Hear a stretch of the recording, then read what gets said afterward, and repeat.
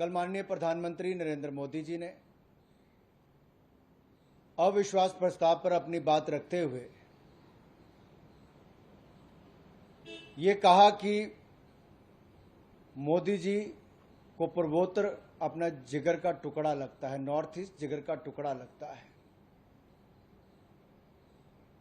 और बहुत लंबे समय तक वो उस क्षेत्र में उन्होंने समय भी बिताया और उन्होंने मणिपुर में हो रही घटनाओं पर दुख और चिंता भी व्यक्त की और महिलाओं के साथ जो अत्याचार व व्यवहार हुआ इस पर भी कहा अक्षम्य है और ये भी कहा कि जो दोषी हैं उनके खिलाफ कड़ी कार्रवाई हो भी रही है और आगे भी उसमें कोई कसर नहीं छोड़ी जाएगी।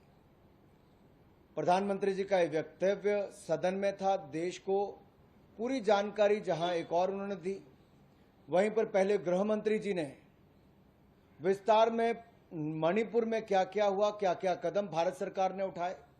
स्वयं गृह मंत्री जी 4 दिन वहां पर रहे, गृह राज्य मंत्री 23 दिन वहां पर रहे।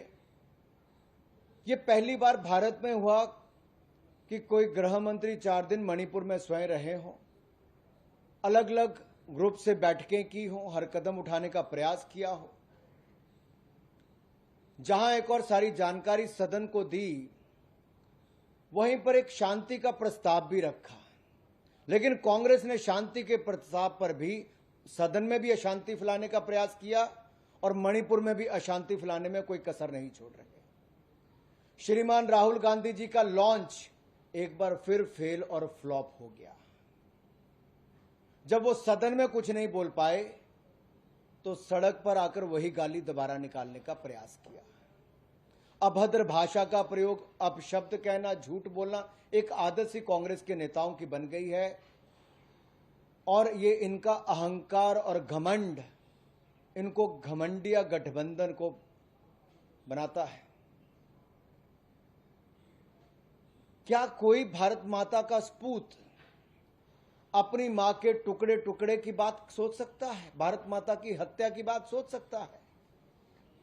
ये वही सोच सकते हैं जो टुकड़े टुकड़े गैंग के समर्थक हों, मध्य रात्रि उनका समर्थन करते हों और बाद में टुकड़े टुकड़े गैंग को अपनी पार्टी में शामिल करवाते हों और अब उनको बड़ी बड़ी जिम्मेदारियां देते हों। मणिपुर और महिलाओं की इनको चिंता नहीं, मीडिया की सुर्खियों में बने रहना चिंता है। कितना खराब से खराब बोले ताकि मीडिया की सुर्खियों में बने रहे। श्रीमान राहुल गांधी जी भारत माता की मृत्यु की कामना करते हैं, इस तरह की बोलबानी। और यही नहीं, ये लोकतंत्र और संविधान की हत्या की बात कर रहे हैं। मैं तो कहूंगा इनके मन में जो है उनके कृत्य में भी नजर आता है और कहीं ना कहीं वो शब्द जो है, जो भाषा है, वो साफ दिखाती हो, चाहे देश के बाहर है या देश के अंदर है, देश को बदनाम करने वाली है। अगर श्रीमान राहुल गांधी जी आप सदन में तो 10 मिनट भी नहीं रहते, आप आए, भाषण दिया, आप चले गए। बांसवाड़ा तो आप चले गए लेकिन भीलवाड़ा नहीं गए। क्या वहां की बेटियों की हत्या, वहां की महिलाओं के साथ रेप होना, क्या आपको राजस्थान की महिलाओं की कोई चिंता नहीं? आप भेद मणिपुर में और राजस्थान में करते हैं, आप भेद मणिपुर में और बंगाल में करते हैं, आप भेद मणिपुर और बिहार की महिलाओं में करते हैं। और अगर मणिपुर की मैं बात करूं तो नफरत के बीज किसी ने बोए थे तो श्रीमान राहुल गांधी जी के परिवार ने, इनकी पार्टी ने बोए थे। पूरे नॉर्थ ईस्ट में जो आज जो नफरत देखने को मिलती है वो किसी और की दी हुई नहीं, नेहरू गांधी परिवार और कांग्रेस पार्टी की है।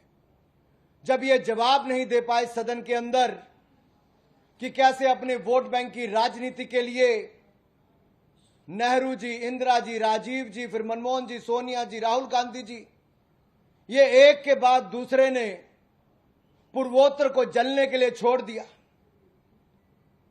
अरे श्रीमान राहुल गांधी जी, देश को जवाब दीजिए